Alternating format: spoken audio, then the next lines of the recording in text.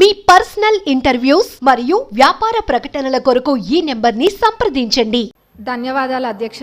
మొదటిగా నాకు ఇక్కడ మాట్లాడడానికి అవకాశం ఇచ్చినందుకు మీకు, మరి నన్ను గెలిపించి శాసనసభకు పంపించినందుకు మా పాలకుర్తి ప్రజలందరికీ కూడా ధన్యవాదాలు అధ్యక్ష. గత 9 సంవత్సరాల నుంచి కూడా విద్యారంగం అనేది ఎంతో దారుణంగా తయారైంది అధ్యక్ష. అది నా పల్లబాట కార్యక్రమంలో ఊర్లన్నీ తిరుగుతుంటే ఆ స్కూల్స్ని చూస్తుంటే ఎంతో బాధేస్తుంది. ఎందుకంటే పిల్లలు ఎంత ఇబ్బంది ఉన్నా కానీ కొంతమంది పిల్లలు కింద కూర్చొని అసలు కనీసం మౌలిక వసతులు కూడా లేవు అధ్యక్ష. టాయిలెట్స్ అయితే అవి ఎంత దారుణంగా ఉన్నాయంటే అక్కడ పిల్లలు అవి ఎట్లా యూజ్ చేస్తుండ్రు అన్న చూస్తేనే చూసిన వాళ్ళకి బాధ అవుతుంది అధ్యక్ష. కొన్ని చోట్లనేమో అసలు టాయిలెట్సే లేవు, కొన్ని చోట్ల ఉంటే మెయింటెనెన్స్ లేదు, ఇంకొన్ని చోట్లనేమో అసలు ఎన్ని రిపేర్స్ ఉన్నాయంటే అధ్యక్ష అది పట్టించుకున్న నాదుడే లేడు అధ్యక్ష గత 10 సంవత్సరాలలో కూడా. మరి ఇదే కాకుండా అధ్యక్ష స్టాఫ్ ప్రాబ్లం కూడా చాలా ఉంది అధ్యక్ష. మరి ఇవన్నీ కూడా మరి గత 10 సంవత్సరాలు ఎడ్యుకేషన్ అంతా వెనకాల ఎందుకు వేసిండ్రో అర్థం కావట్లేదు అధ్యక్ష. వేర్లు మంచిగా ఉంటేనే చెట్టు మంచిగా ఉంటుంది. మరి అసలు ఆ వేర్లే మంచిగా లేనప్పుడు మరి ఇంకా ఏమవుతారు, పిల్లల భవిష్యత్ ఏం కావాలి అధ్యక్ష. మరి గవర్నమెంట్ స్కూల్స్ ఒకప్పుడు ఎంత మంచిగా ఉంటుండే అధ్యక్ష. ఇప్పుడు ఆ గవర్నమెంట్ స్కూల్స్కి పంపించాలంటే ఎంత లేనోళ్ళు కూడా ఆలోచిస్తుండ్రు అధ్యక్ష. అంటే వాళ్ళకి ఆర్థికంగా ఎంత భారమైనా కానీ ప్రైవేట్ స్కూళ్ళకి పంపించుకుంటుండ్రు అధ్యక్ష. ఎందుకంటే అక్కడ పోతే ఎటువంటి వసతులు లేవు కాబట్టి. కానీ ఇప్పుడు అయితే అధ్యక్ష మన ప్రభుత్వం అధికారంలోకి వచ్చినాక ఈ విద్యారంగం అనేది క్రమంగా మెరుగుపడుతుంది. అట్లనే ఇంటిగ్రేటెడ్ స్కూల్స్ అనేది కూడా నియోజకవర్గానికి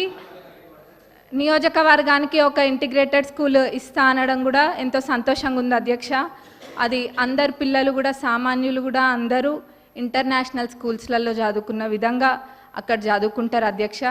మరి ఆ విధంగానైనా ఈ విద్యారంగం అనేది కొంచెం మంచిగా అవుతుంది అధ్యక్ష. మరి ముఖ్యంగా అధ్యక్ష ఈ టాయిలెట్స్ అనేది మటుకు చాలా పెద్ద సమస్య అధ్యక్ష. ఏదో చెప్పాలని కాదు, నేను నిజంగా అన్ని స్కూల్స్ విజిట్ చేస్తున్నా. మరి గతంలో వాళ్ళు చేయలేంది మన ప్రభుత్వంలో చేసి చూపిస్తామన్న నమ్మకం నాకు ఉంది. అది ఖచ్చితంగా కూడా చేస్తాం అధ్యక్ష. మరి అట్లనే బడ్జెట్కి వస్తే అధ్యక్ష, ఇప్పుడు ఈ సంవత్సరం బడ్జెట్లో ప్రాథమిక విద్యకు 17,931 కోట్లు, మరి ఉన్నత విద్యకు 2,859 crores అండ్ టెక్నికల్ ఎడ్యుకేషన్కి 490 crores చెప్పున మొత్తం ప్రభుత్వం కేటాయించింది అధ్యక్ష. మరి మొత్తం కలిపి చూస్తే 21,000 కోట్ల పైన అధ్యక్ష. మరి దీన్ని బట్టే తెలుస్తుంది మన ప్రభుత్వము ఈ శాఖకి ఎంత ప్రాధాన్యత ఇస్తుందనేది. ఎందుకంటే ఎవరైనా చదువుకుంటే చాలు, మన దగ్గర ఆస్తి ఉన్నా లేకపోయినా ఆ విద్య మనకు ఆస్తి అన్నది మన ప్రభుత్వం నమ్ముతుంది కాబట్టి ఈ విధంగా బడ్జెట్ పెట్టడం జరిగింది అధ్యక్ష. మరి నేను ఇందాక అన్న విధంగా వాళ్ళు చేయండి తప్పకుండా మన ప్రభుత్వం చేసి చూపిస్తుంది. మరి మా పాలకుర్తి నియోజకవర్గానికి వస్తే అధ్యక్ష, దేవాదుల కింద మాకు ప్యాకేజ్ 6 అని ఉంటుంది అధ్యక్ష. మరి అన్నీ కంప్లీట్ అయినాయి కానీ అధ్యక్ష ఎందుకో మా ప్యాకేజ్ 6 మటుకు గత 10 సంవత్సరాలకు ఎంతో నిర్లక్ష్యానికి గురై ఉంది అధ్యక్ష. అది ఎంత పెద్ద ప్రాజెక్ట్ అంటే మొత్తము దానివల్ల 78,000 ఆయకట్టుకి నీరు వస్తాయి అధ్యక్ష. అయినా కానీ ఎంతో నిర్లక్ష్యం చేసిండ్రు అధ్యక్ష. మొత్తం కలిపి కూడా 30-35% పనులు కూడా పూర్తి కాలేదు అధ్యక్ష. రైతులు అంటే అంత చిన్న చూపా అధ్యక్ష. మనము ఇప్పుడు రైతుని రాజు చేసే ప్రభుత్వం మన ప్రభుత్వం అధ్యక్ష. కాబట్టి మన ప్రభుత్వంలో ఇది ఖచ్చితంగా చేయాలి అధ్యక్ష. మరి ఆ 30-35% కూడా కంప్లీట్ కాలేదు.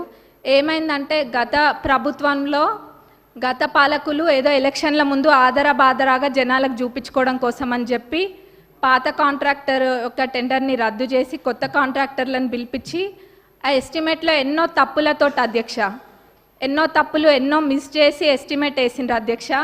మరి అప్పుడుతో పోలిస్తే జిఎస్టీ కూడా మరి 12% నుంచి ఇప్పుడు 18%కి పెరిగింది అధ్యక్ష.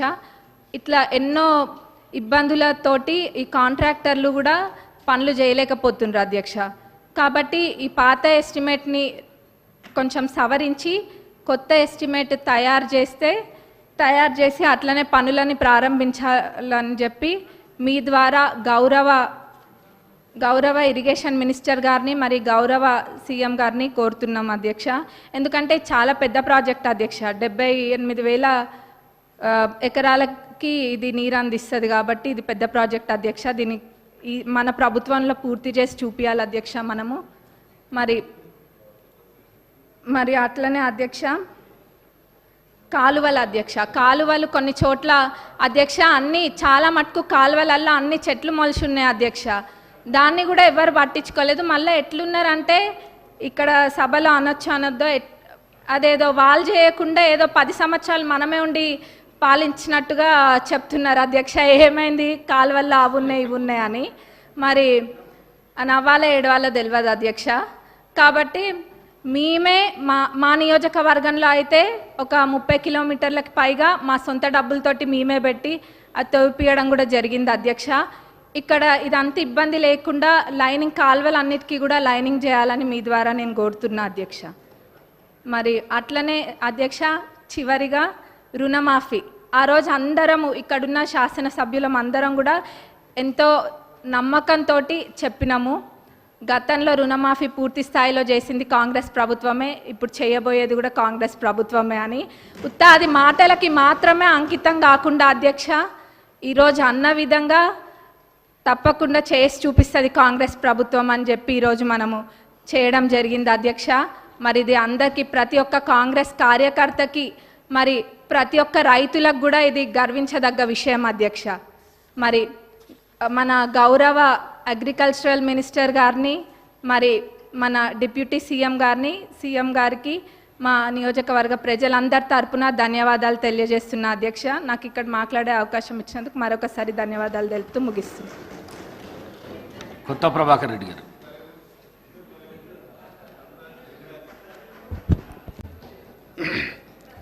థ్యాంక్ యూ అధ్యక్ష.